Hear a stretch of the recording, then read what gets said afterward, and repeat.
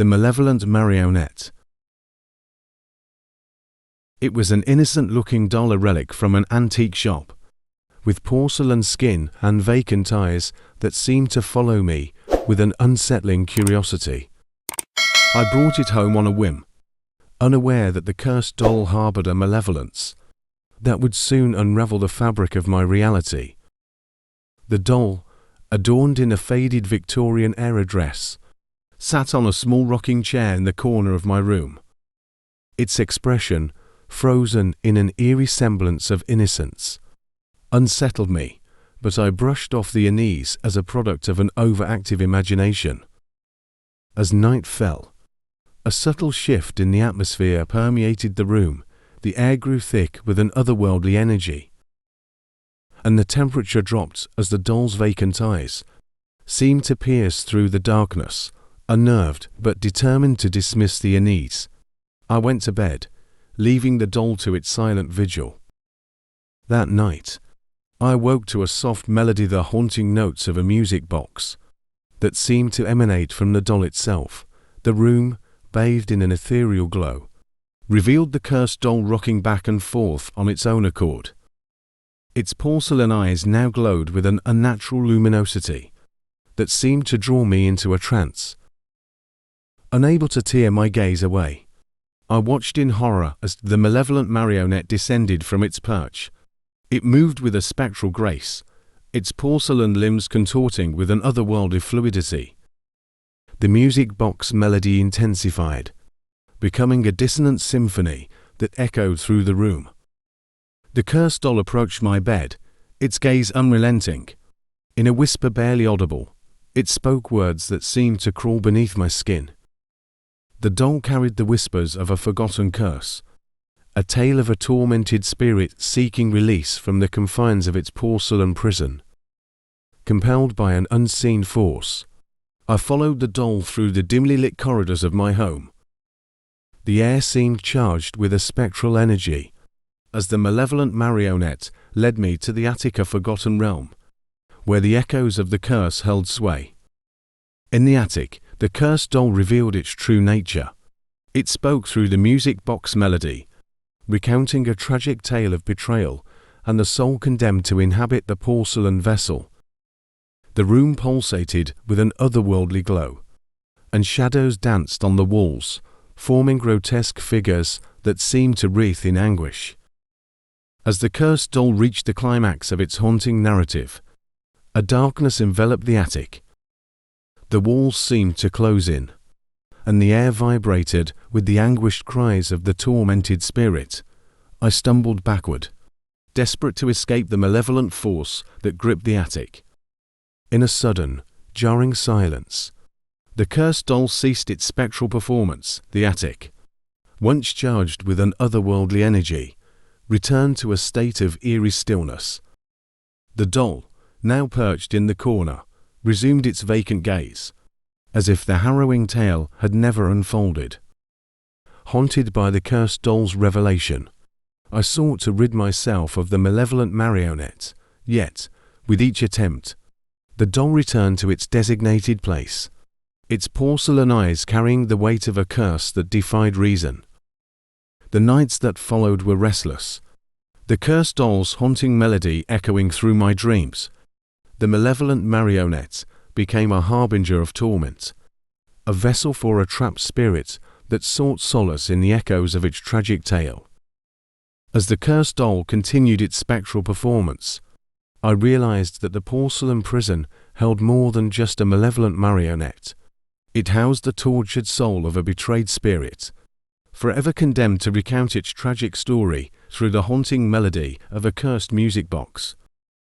The room, once a sanctuary, became a realm where the boundaries between the living and the supernatural blurred, and the cursed doll became a testament to the malevolence that lurked within the porcelain confines of a seemingly innocent relic from the past. Whispers of the doll. My grandmother's estate held relics of a time long past, and among the forgotten treasures, I uncovered a cursed doll. Its porcelain face wore an eternal smile, but behind the glassy eyes lurked a malevolence that stirred unease in the depths of my soul. As the heir to the estate, I decided to keep the doll, a fragile keepsake from a bygone era. Its delicate features seemed innocent enough, but I soon realized that the doll carried a sinister secret.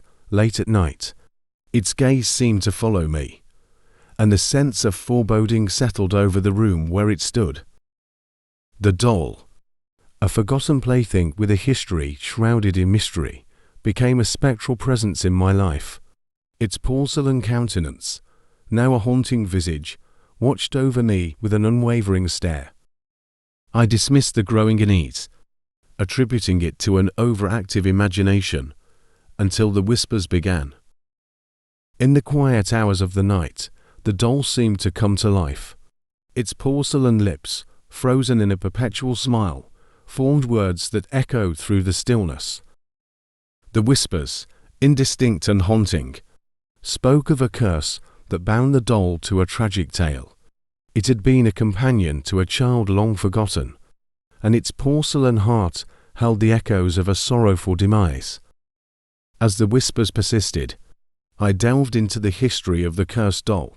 The tale revealed a tragedy of a child, an innocent soul, and a mysterious death that left the doll imbued with a malevolent force. The child's spirit, trapped within the porcelain vessel, sought solace through whispered laments that echoed through the night.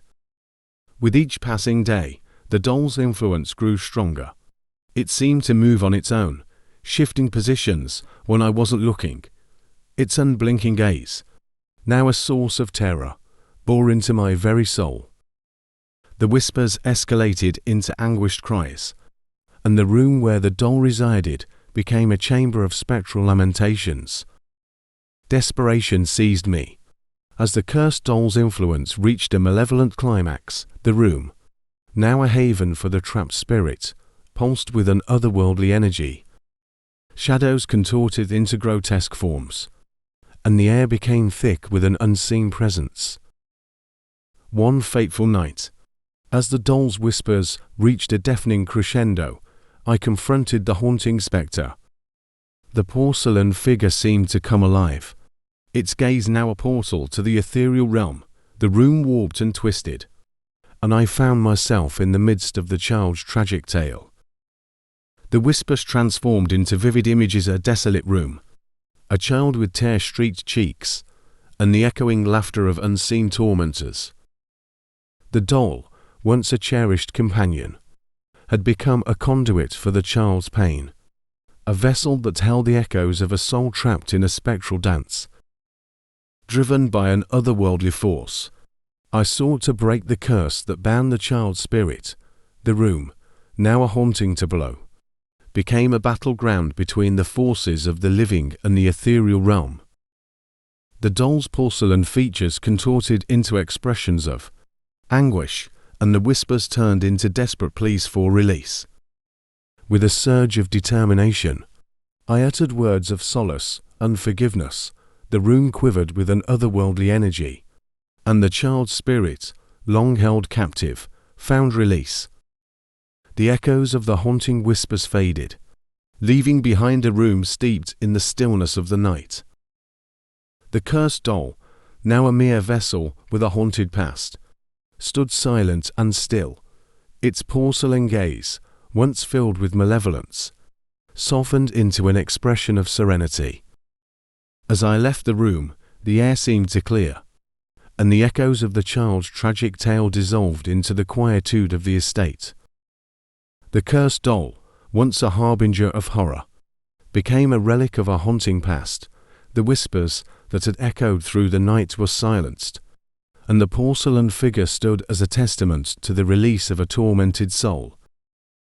The room, now free from the spectre's grasp, held the echoes of a cathartic encounter with the supernatural, a tale of curses broken and spirits set free. The hollow eyes of Annabal. The antique shop, nestled in a forgotten corner of the city, beckoned me with an irresistible charm. The air inside was thick with the scent of old wood and forgotten memories. Among the dusty relics, my eyes fixated on a weathered doll, her porcelain features worn by time. Little did I know, the hollow eyes of Annabal would usher in a nightmarish tale that defied reason. The shopkeeper, an elderly woman with a knowing smile, informed me that the doll had a dark history. Legends whispered of a curse that clung to Annabal, a malevolence that transcended the boundaries of the inanimate. Ignoring the warnings, I purchased the doll, drawn to the mystique that surrounded her. As night fell, I placed Annabal on a shelf in my bedroom. The dim glow of the street lamp outside cast a haunting ambience, and the doll's hollow eyes seemed to follow my every move. A sense of unease settled over the room, and I found myself unable to look away from Annabal's unwavering gaze. The first night, I awoke to the sound of soft footsteps. The room was bathed in an eerie glow as Annabal stood at the foot of my bed. Her porcelain face, once innocent, now carried a haunting expression. The air thickened with an otherworldly presence as the doll seemed to emanate a malevolence that transcended the boundaries of the inanimate. Unable to explain the phenomenon, I dismissed it as a vivid nightmare, but as the nights wore on, Annabal's nocturnal wanderings became a disconcerting reality. I would find her in different corners of the room, her hollow eyes fixated on me with an unnatural intensity. In a desperate bid to rid myself of the cursed doll, I attempted to return her to the antique shop. However, the shopkeeper's eyes widened with dread as she refused to take Annabal back. She spoke of the curse, of the malevolent entity that had attached itself to the doll over the decades. The realization dawned upon me: the hollow eyes of Annabal harbored a darkness that defied reason. As I sought answers, the haunting manifestations escalated. Objects moved on their own, and an otherworldly chill clung to the air. Annabal's presence became an ever-present shadow, a spectre that loomed over my every waking moment. One evening, as I delved into the history of the doll, I discovered tales of tragedy that seemed to intertwine with Annabal's cursed existence. The doll, once a cherished companion, had been witness to unspeakable horrors, her history that lingered in the shadows, feeding the malevolence within her hollow eyes. As I confronted the malevolent force that clung to Annabal, the room plunged into darkness. Whispers echoed through the air, the voice of a tormented soul that sought retribution. The temperature dropped, and a presence materialized, a spectral figure with hollow eyes mirroring those of the cursed doll. The room became a battleground between the living and the supernatural. Objects levitated, and the air crackled with an unseen force.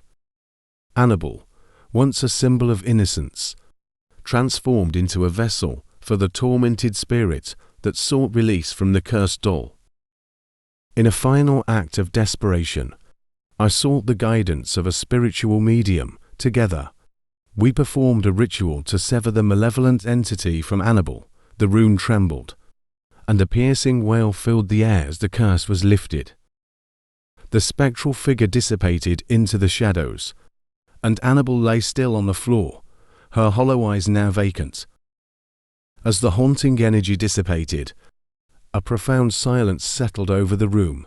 Annabal, once cursed, now appeared as an ordinary doll, her porcelain features devoid of the malevolence that had plagued my nights. The antique shop, forever etched in my memory, seemed to fade into the recesses of the past. The cursed doll, with her hollow eyes now empty, became a testament to the thin veil between the living and the supernatural. The nightmarish tale that unfolded served as a chilling reminder that some relics carry a darkness that can only be confronted in the shadows of the unknown.